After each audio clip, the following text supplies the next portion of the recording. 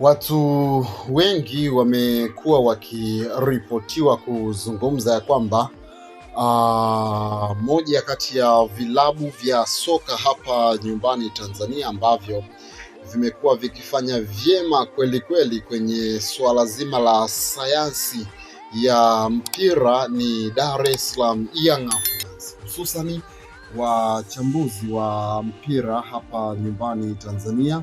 Na moja kati ya vitu ambavyo vinawafanya wazungumze hayo ni suala zima la uendeshaji wa klabu ya soka ya Young Africans kiujumla.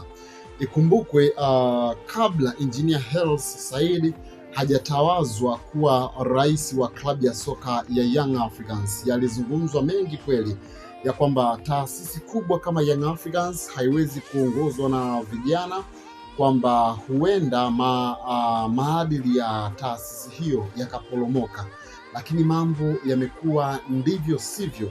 Waliyekuwa wakifikiria pengine Young Africans inaweza kupotea kwa sababu ya aina ya viongozi ambao iko nao, wamebaki midomo wazi. Masuala ya kiuongozi ndani ya klabu ya soka ya Young Africans yamekuwa ndiyo chachu ya mafanikio ya klabu hiyo. Engineer Hersi Said amefanikiwa kwa kiasi kikubwa kweli kweli kuongeza ubunifu kwenye uongozi wa klabu hiyo ya Young Africans. Sasa moja kati ya vitu ambavyo pia vinatuthibitishia swala hili ni dili la kiungo mshambuliaji raia wa Tanzania Faisal Salum Abdalla, ambaye yeye anaripotiwa kujiunga na klabu ya soka ya Young Africans. Ikumbukwe ya kwamba kipindi Faisal Salum Abdalla anaachana na klabu ya soka ya Young Africans, kulikuwa na sintofahamu baina yake yeye na rais wa klabu hiyo Engineer Hersi Said. Wengi walizungumza mengi kweli kweli, lakini pia mara baada ya hapo wamewahi kukutana mara kadhaa in public.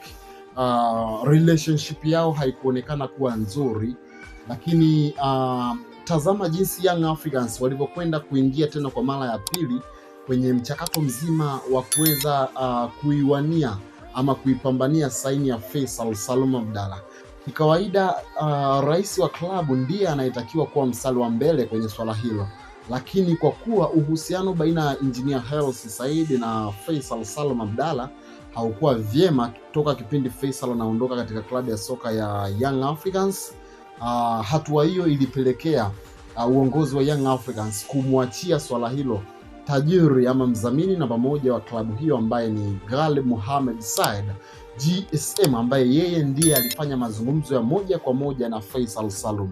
Na hiyo ni moja kati ya sababu ambayo imepelekea klabu ya soka Young Africans kufanikiwa kumpata Faisal Salum Abdalla kiurahisi kweli kweli, kwa sababu pengine angeenda Engineer Hersi Said ingekuwa ni vigumu kwa Faisal Salum kumpokea na kufanya naye mazungumzo, lakini ilikuwa tofauti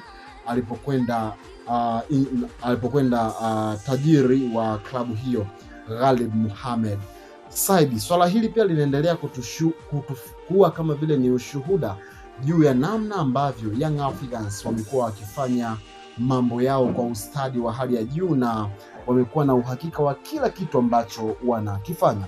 Yes, bana, kama ndo mara kwa kwanza kabisa unaungana nasi, tafadhali hakikisha unabonyeza maneno yaliyopo chini ya video hii yanayosomeka kama subscribe, ili basi uendelee kujipatia